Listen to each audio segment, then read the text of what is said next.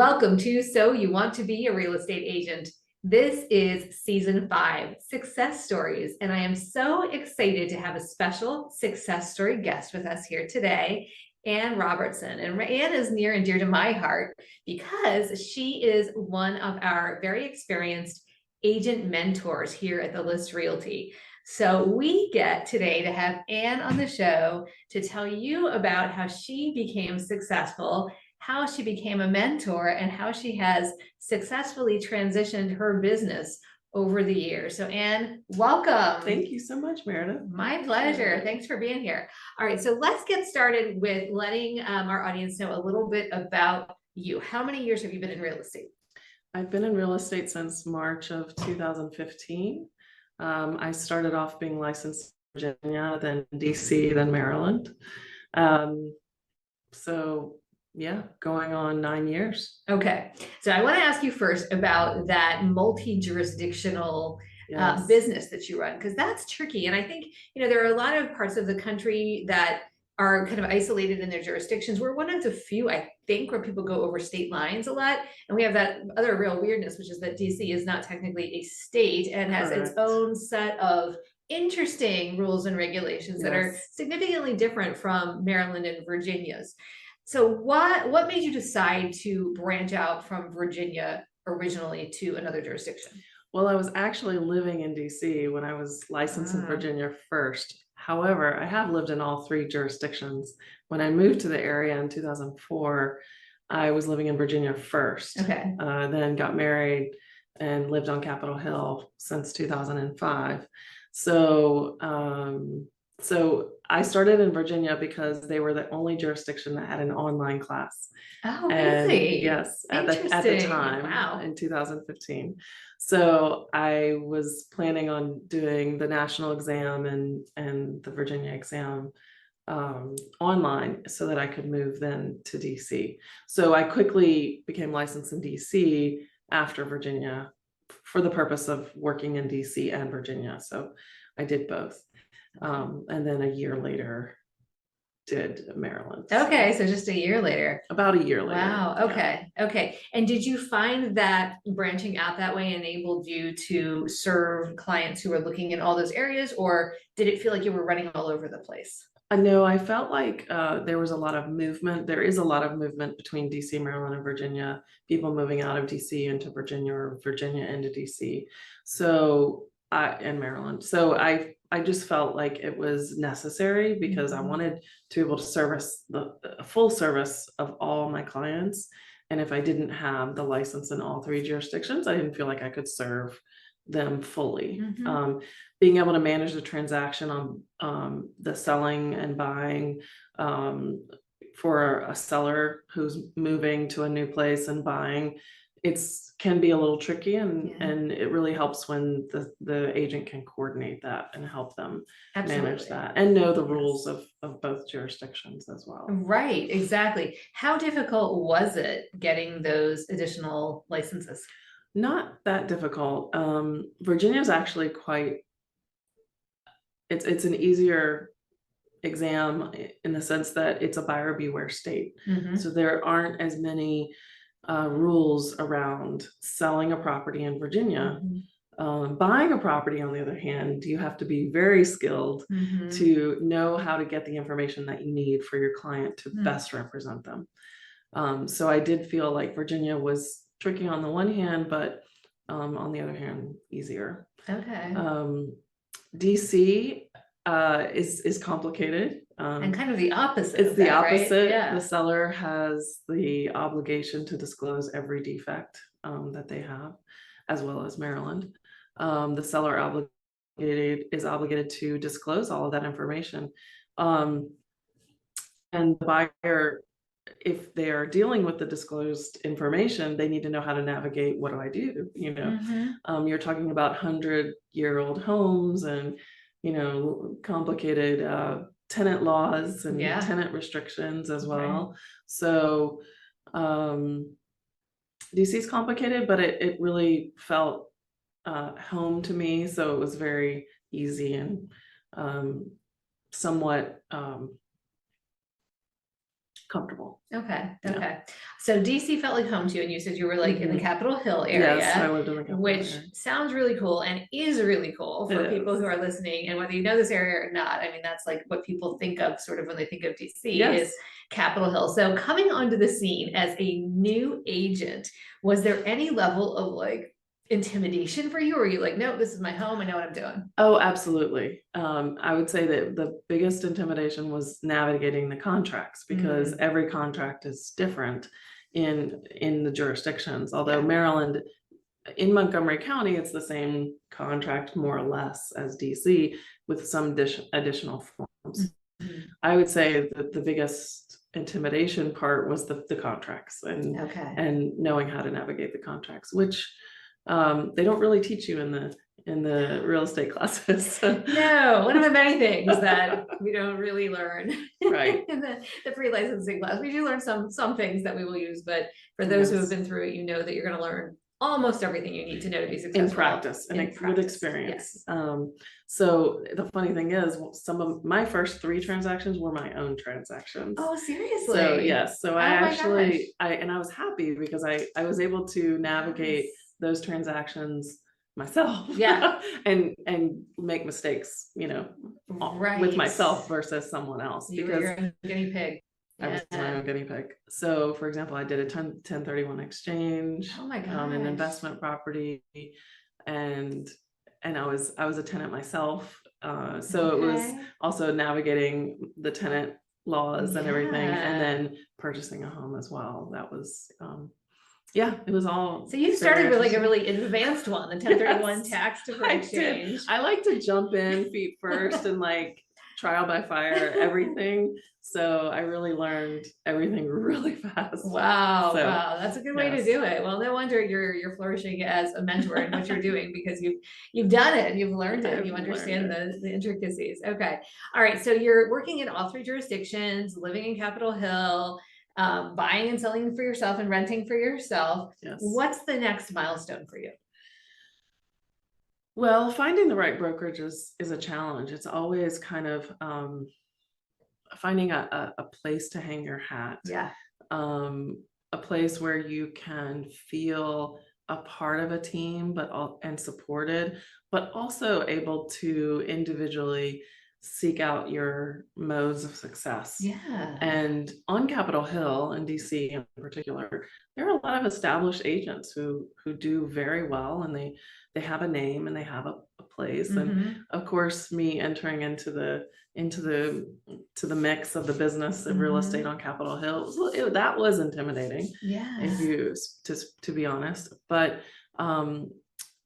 from 2005 to 2017, I actually was working as a coordinator for Au Pair in America. I was a au pair coordinator. Oh, interesting. So I would interview families, and I would support au pairs throughout their stay. And part of that process was interviewing the families, going to the home and talking to the families, and getting to know them, and also inspecting somewhat their space and the home. And I loved seeing all the homes, and I would really enjoy meeting the families and talking with them. And but the homes were very, also, all the homes in DC are very unique somewhat. Yeah. So row houses may look the same on the outside, but they're very different and unique usually on the inside. Yeah. So I enjoyed that part very much. Yeah. And I would say that's one of the reasons why I felt like I could transition into a real estate role, because one, the customer service element of working with families. I had established myself with a number of families on Capitol Hill. I grew from, I started with 11 families in the au pair company on Capitol Hill, and then by the time I left, there were 200 or something. Wow, that's huge growth. And I was working in all 3 jurisdictions, meaning Southeast, Northeast, Northwest, and Southwest. So I was working in all, and then I eventually pared it down to just Northeast. Okay. So anyway, I was able to really get to know how to work with people, how to navigate, how to mediate. I did a Mhm. lot of mediations with au pairs and their families. Really? Yes, and I learned Interesting. I didn't know about that mediation. part. Yes, Wow. mediation, negotiation, if you want to call it. So I really learned kind of that art of helping and listening. A lot of Yeah. it had to do with listening. Yeah. So, but I really enjoyed seeing all the homes. So you kind of got it all. You got the homes, you got the interaction with the people. Yes. And I feel like you were probably also establishing yourself kind of as like an authority figure amongst some of those people, because you were Correct. being selective about how placements were made and doing some of, like you said, the mediating as well, using Correct. really great communicative and learning those people skills Correct. going into it. That I can imagine bodes you very well for getting into Yes. success as a real estate agent right after that. And in a way, you know, there's a contractual relationship between the au pair and the family. I was also helping navigate that contract Interesting. in a way. And the reason why I say one of the philosophies that I used with Au Pair in America is my au pairs was that prevention is the best policy. So if I can foresee anything and prepare people with expectations, that's the best way to do it. So I would navigate and coach my families, selecting the best au pair for your family, selecting, helping to train that au pair and prepare the au pair for success. So in a way, we kind of do the same thing with a buyer and a seller, is preparation, expectations, and setting them up for success. So I kind of use the same philosophy. Beautiful. Yeah. And it's that, I think, is a major differentiator between what we think of as real estate experts and professionals versus those who might be like dabbling in real estate, or maybe just haven't been mentored or trained to develop that expertise, because perhaps they're being thrown leads and they're just kind of like running and being door openers more than being educators and consultants and able to really lay the groundwork. Yeah, advisors, it's a great word. So I believe, and I would say that a lot of my au pair families would agree with what I say when I say that I became a trusted advisor over the 10 years of experience working with young women, working with the families. And I do hope to portray that as well with my families, and even some of my families that were au pair families became my clients. I can imagine. And yeah, not, you know, not the huge numbers, but it doesn't matter. right. Because it also became hard for them to see me as not an au pair coordinator, but a real estate agent. So that was tricky navigating that.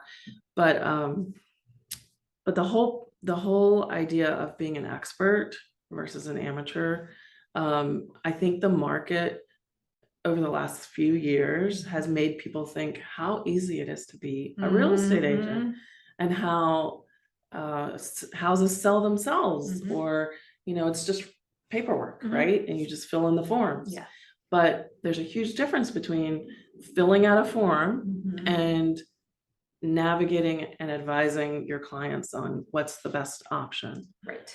Or what are your options? Yes. Because the form is not a one size fits all. That's right. Yeah. There's a lot of different options, and we have to, you know, work with the market as it is and try to navigate accordingly. But sell houses do not sell themselves, even in a hot market. Right. And buyers can't buy by themselves, at least currently, because they are usually required to know a little bit about real estate and the forums and the laws and the requirements, like you said, of each state, you know, or DC being a city, Virginia and Maryland. Yeah. I think an interesting point that you just made is having people understand all their options, especially buyers. And I think that might be something that gets a little bit lost on the buyer population as a whole, especially people who kind of cavalierly think that they don't need representation or can represent themselves, or go with, you know, perhaps a discount brokerage or something like that. And they don't realize, because they just don't know what they don't know, what they could be losing. Correct. And a lot of times that's just plain dollars that they're losing, that they don't even know that they could be saving by choosing to work with an expert who can lay out all of the options for them. Sometimes it's negotiating power, sometimes it's access to properties that they never even would Exactly. have seen. So Exactly, you make a yes. really, really good point about that. I want to ask you about something you said earlier on, which was like you were feeling when you started getting into real estate in Capitol Hill, there were some established agents there. Yes. And that was a little intimidating. Yes. And the reason I want to ask you about this is something that I often get from audience members, listeners who email me and say, because they know that I do, geo farming, and they want to break into a farm, Mhm. and they're like, but there's this agent or there are these agents there and they already do everything or they do whatever. What would you say to an agent who has that kind of self-limiting belief, Interesting perhaps? that you say that. So one of the best pieces of advice that I got when I joined KW in 2016 was I mentioned that intimidating factor to one of the team leads there, and they said to me, "There's enough real estate for everyone to work. Yep. There's plenty of houses to sell and plenty of buyers out there." Yeah. I would say right now the market is a little different. That was 2016, but the market goes through ebbs and flows all the time. Yeah. But even in an ebb and flow situation, there are plenty of homes to sell. Yeah. People think that real estate agents are in constant competition with each other, but honestly, it's a choice that you make. If you want to be in competition with everyone, you can be in competition, but you can also be part of the community. Right. And you can just be a part of the community and help your community and serve your community. So that's really been my philosophy since the beginning is I'm here to serve buyers. I'm here to serve sellers with the best service possible. And that's really what's my focus, not competition with other agents or trying to establish myself in front of another agent. That's not the goal. If they want to choose someone else, a seller or buyer, go ahead. That's your choice. Right. There are lots of choices, and hopefully I would differentiate myself as an expert. And if you want to choose me as the expert, as someone who's willing to give you the best service and be a professional, then I'm here for you. Absolutely. And make it, I think, about the relationship too, which you do so beautifully rather than about the transaction. Right. It's such a key piece of it. To the question about choosing a brokerage, that's the other one that I get all the time, because people are always like, oh, where are you located? And if they're not in the DMV, DC, Maryland, Virginia, not the Department of Motor Vehicles, then they go, can you suggest, and I really don't suggest. What I do is I help people like explore the options and try to give them some things to think about that might help them find a match that's right for them. You mentioned support. Yes. You mentioned the ability to kind of do things the way, like by making a mark for yourself and doing it with some autonomy too, it sounds like is important. Yes. What would you say to the agent who is maybe kind of in the same position that you were, hungry, motivated, has some great experience in terms of either interaction with the public or contracts or something that's put them in the realm of something real estate adjacent perhaps, and is trying to figure out like, what's the right fit for me? Yeah, good question. So the first thing I would do is to say, have the vision of what kind of agent you want to be first. You want to establish your identity as what kind of agent am I going to be? Because no matter what brokerage you're with, you are establishing your own brand and your own identity as a real estate agent. And so you will need to decide what kind of agent you want to be. And then you want to interview and see different brokerages and what they offer. A lot of brokerages offer technology and they say, technology is really important, and for me, that's not important. That wasn't an important thing. And I get, recruiting calls all the time. We have the best technology. I want to be able to show you. And I say to them, I'm really not interested in the technology. I want to meet the people, and I've met people from our brokerage and I'm not interested in working with them. What's really important to me is the team spirit and the community with which I want to be a part of, because I am working with them every day.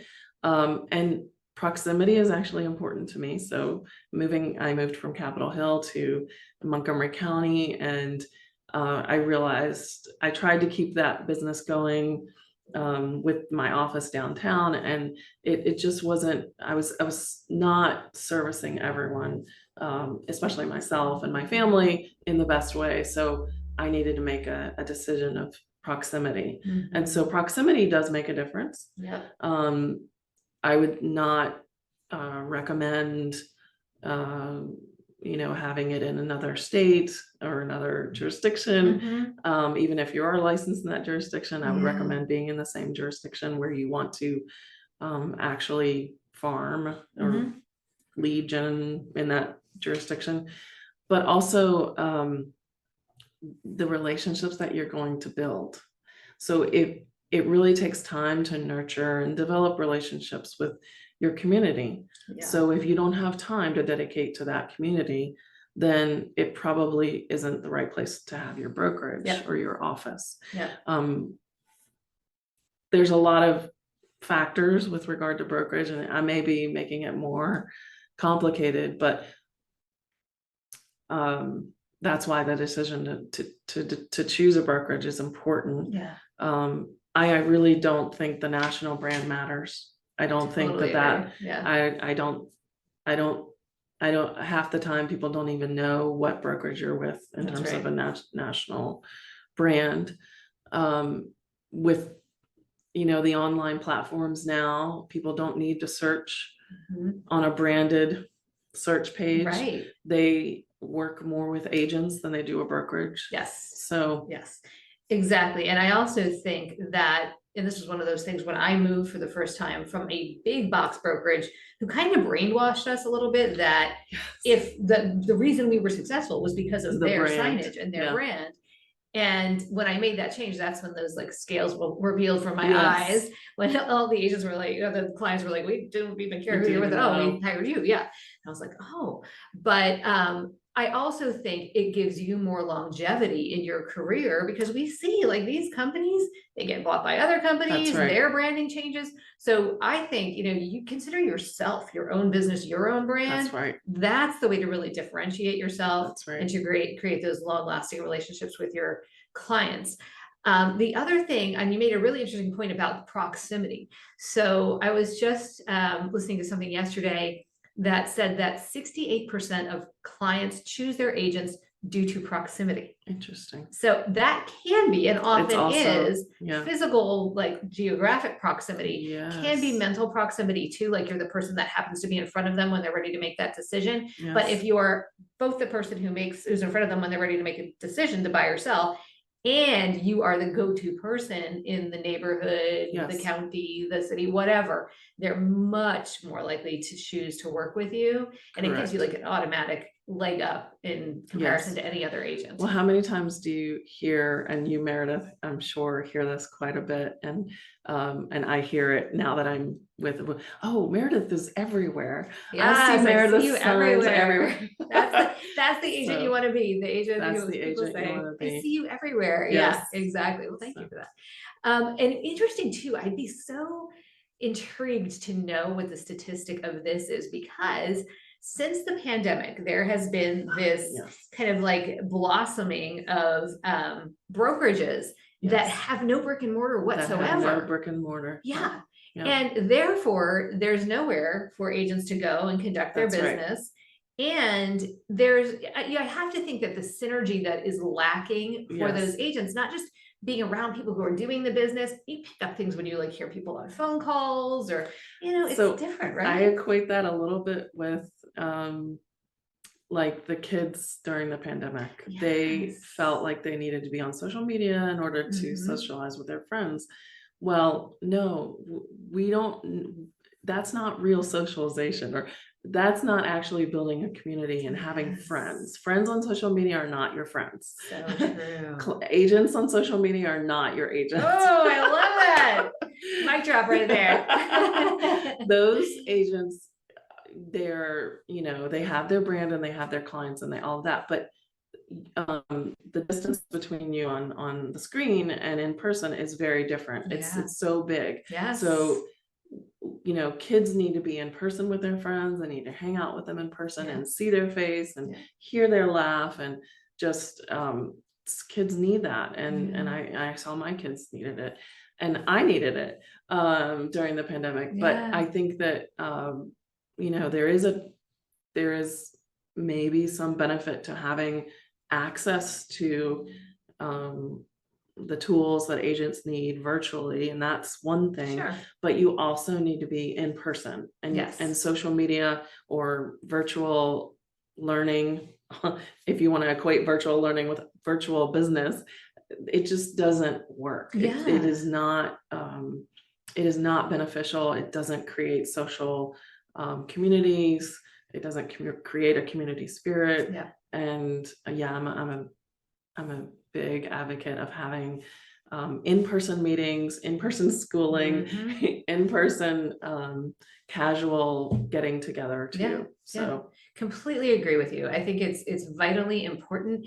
And even little things like the way that you present yourself, getting back to that, professional versus Yes. amateur, expert versus amateur. When you bring a client into a brick and mortar space where there is a dedicated conference room and there's clearly Yes. like a receptionist area and all of that, people all of a sudden elevate the way that they think of That's you as a correct. professional versus trying to do a buyer consultation over like a kitchen counter in somebody's house that you're showing, or in the back of your car at Starbucks or whatever. Correct. And people get it. People see like, ooh, she doesn't have an office if you're at those places. They take you seriously. Yes, It's a exactly. serious, anyone can throw up a website, anyone can throw up a Google business profile. Yeah. But not everyone can have an office in the Kentlands or on Capitol Hill and just and be able to walk in the door and say, hey, I need a real estate agent. Exactly. I want to take you back to another thing that you mentioned, which was being a mom. So when you got started in real estate, your kids were little, right? Well, let's see. My oldest would have been 10. My youngest would have been 5. Okay, so young kids. Or 3. 3. Oh, geez. Okay. So, and you really hit the ground running, it sounds like, with relatively small kids at home. And this is another question I get all the time from listeners is, can you give me like a slate of tips or advice about how I can bring balance, like that's that magic word that I don't really think exists, to my life and my work, and make sure that I'm not, ignoring my children and hampering the development of my family while I burgeon ahead on this real estate career. What advice would you give? Well, so let's see. The reason why I became a real estate agent was the goals and dreams that I had for my kids. So my whole purpose is for being a real estate agent is for my family. So I can't very well leave them to the aside as I'm pursuing the dreams for them. So having your purpose and your mindset very clear, why are you doing real estate, is very important. Absolutely. So just to say that up front,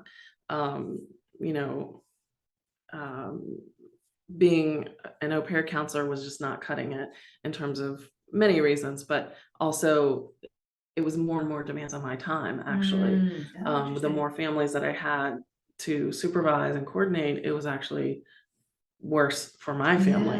So again, putting the purpose of helping my family and putting that first is really important. How did I manage it? I didn't balance it, because I agree that word is not the best. Mythical. It's mythical. It's like I'm not a a scale. I'm not trying to balance anything. Or a juggler. I honestly have to say that it was a lot of trial and error and trying to figure out how to do it for the first couple of years. So it wasn't perfect, and it wasn't like I had a formula. And I think every family has to figure that out, or every real estate agent does. Speaking to more real estate agents, I think they all have the same issue of like, okay, who takes the kids while I go to a showing? Who does this?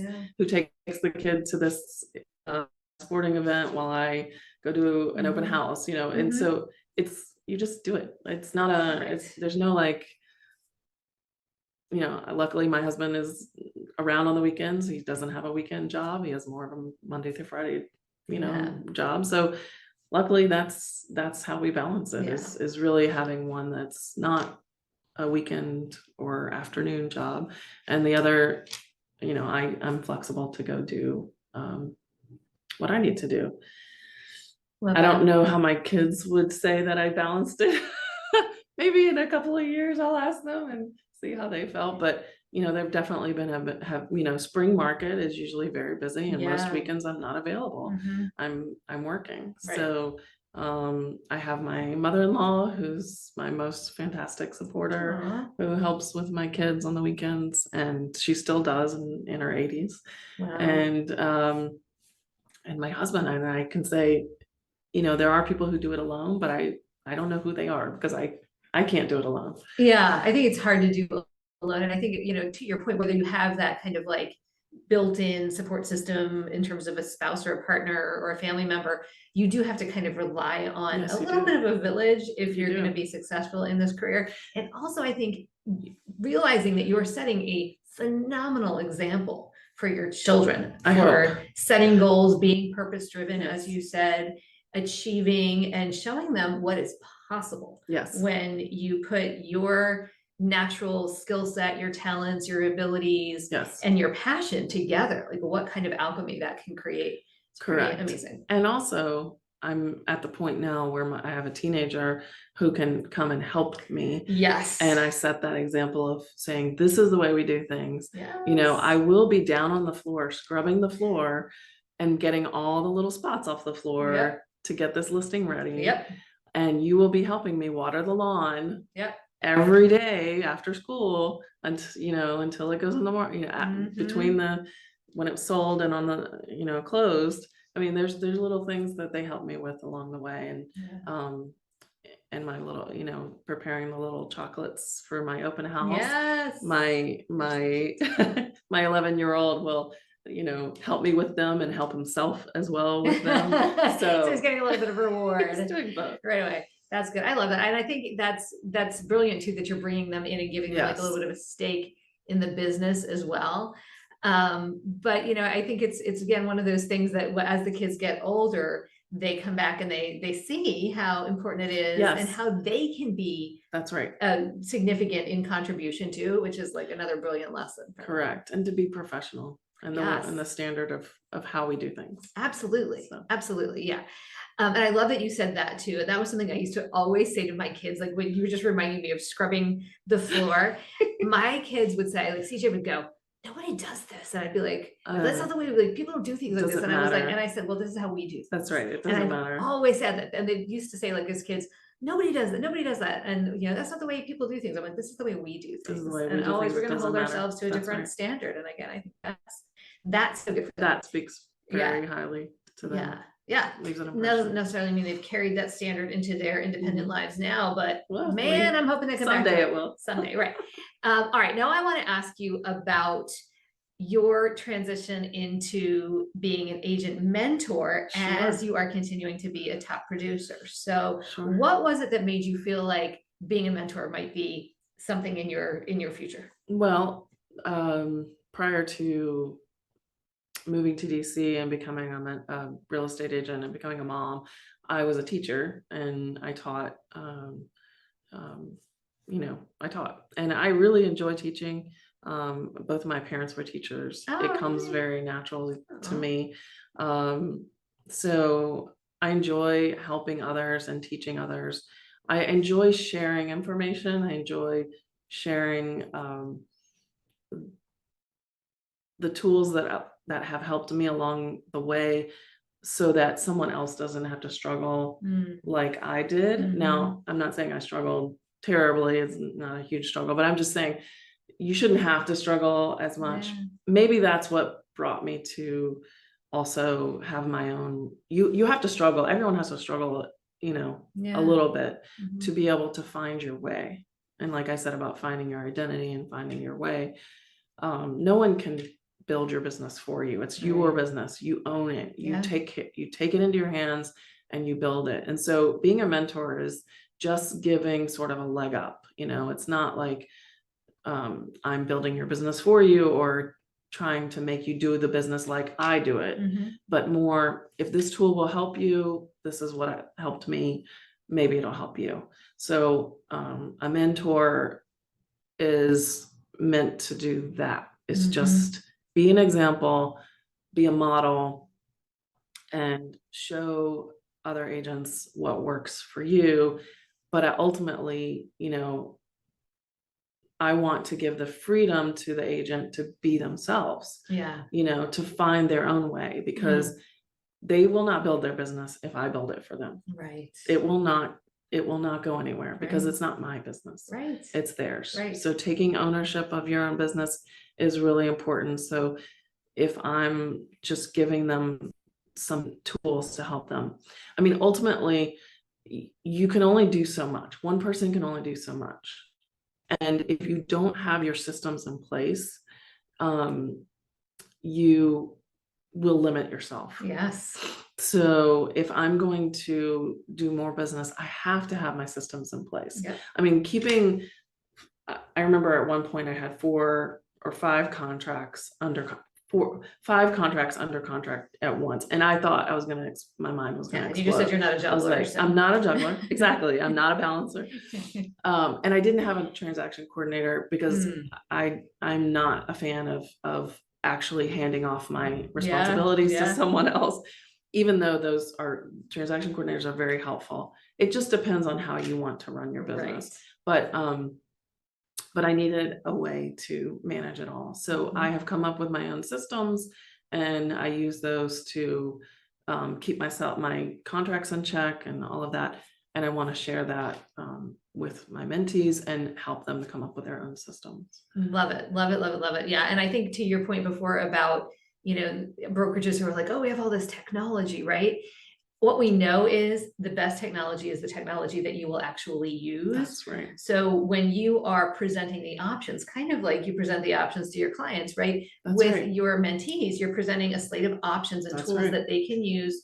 They figure out which one feels like the best fit. Which one will they use? And which one will they actually use, right? Yes. Now, things can evolve, sometimes, I mean, man, I started with an Excel spreadsheet, and Outlook as my reminder system. And now I use Follow Up Boss. So, and that's through lots of iterations and evolutions of tech. There will be. Yeah. So I think it's plugging into those things first, like you said, so you don't limit yourself, and so that you are avoiding that roller coaster ride that so many agents go on, where they get so inundated with all the tasks of doing the business because they're not systemized. And then they fall off on their lead gen, and then they have to ramp way back up again to get back into productive action. So that helps to avoid that piece of it. Correct. Yeah, I love that. And I mean, you're obviously such a great mentor. So I'll tell a little story about you for 1 second here. We were at our sales meeting last week, I guess it was. And one of our new agents who had not been matched with a mentor yet, just naturally gravitated to you. And I can see why. You have such a welcoming, just, very, very warm kind of an energy that you exude. And so she came right up to you and she was like, can you be my mentor? And you guys are off and running already. But I so see that in you. You obviously with your clients, you are able to help them understand your level of expertise and trust, and with new agents as well. How important do you think it is, back to that selection of a company to work with, that there is some kind of a mentor system in place if you're brand new? Well, if you're brand new. Yeah. Yeah. I find that that's key. Yeah. I really think that what your team offers, honestly, is very, it's not found in many places, unfortunately, anymore.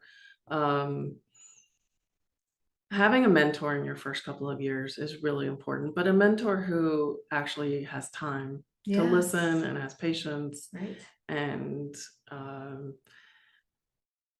it's really key, and I highly recommend it. It's worth putting. I mean, I put in 2 years without a mentor, learning the ropes and making mistakes, and didn't have a mentor. And I can't imagine if I'd had a mentor, if that would have been a lot shorter, that period of learning. I think if you invest in a mentor, you will become successful quicker. Yeah, absolutely. I completely agree with you. And I was sort of in the same boat. I went, I think, my first about 2.5 years without a mentor, just, soaking up everything I could from group training and classes, and trying to listen to what other people were doing. But when I got with that mentor, that was the transformation in my business because, like you said, she cared, she listened, she understood my goals, she asked great questions, showed me tools that I wasn't aware of. And from there, being part of a coaching ecosystem too has helped with that on a different level. Right. But when you're new, the nice thing about this coaching can be really expensive. When you're Yes. new, the investment you're making is usually mostly investment. with your time, Mhm. but you are creating, a split structure. Typically, at least that's how we do it here. Right. And you're not paying anything up front. You're paying Yes. from your split. So your Exactly. success is where you start to feel that that traction happening, and it feels less like you're expending money for something that's not Exactly. not coming back immediately. It's a great model because the mentor then has a stake in how well True. you do. Yeah, that's true. So I want you to be successful. You want to be successful, and we're working together towards that. Yeah. Patience is required if you want to be a mentor. I've got not an unlimited amount of patience, but I do have a lot of patience, maybe more than most people. But I think that you also have to have patience as a realtor. Yes. You have to invest in yourself, training, going to meetings, attending your continuing education classes, learning that it's an investment in your knowledge and in your expertise. Yeah. And as we know, being an expert versus an amateur is what will bring you clients and sales and transactions closed, because there are lots of amateurs out there, but there aren't a whole lot of experts. That is a great way to end the show. I think we're Great. already after our 30 minutes, but man, it was so worth it to go a little bit longer and to hear all of that. And that was a beautiful wrap up. And thank you so much for being here. Thank you for being with us on the list and being an amazing mentor. If people want to reach out to you, they have a house to buy or sell in Maryland, DC, or Virginia, want to know more about how you can help them, about how you have developed your mentoring business, or if they're a brand new agent, have questions, what's the best way for them to find you? They can find me on Instagram at Ask Agent Ann, or they can find me on the List Realty page. They can also find me on Facebook at Ask Agent Ann Realtor. So I'm here. I'm here for your questions. Awesome. Here for your real estate challenges. I'm here. Thank you. Everything is figure outable is what I say. We can figure it out. Absolutely. Together. Absolutely. Thank you so much. And thank you for listening. I know you've enjoyed this one. This has been a great wealth of information. So thank you again. If you're interested in finding more out about Ann, follow her and reach out. She's happy to answer questions. If you're interested in learning more about the List Realty, you can find us also on Instagram, Facebook, all of the social media channels.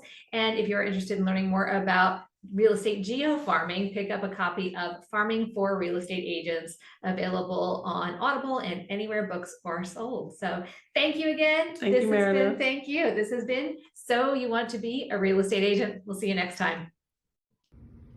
If you're interested in learning how to become that go-to local real estate expert all the sellers call to give you their listings, read Farming for Real Estate Agents. You can pick up your copy today on Amazon, Kindle, on Audible, or anywhere you get books.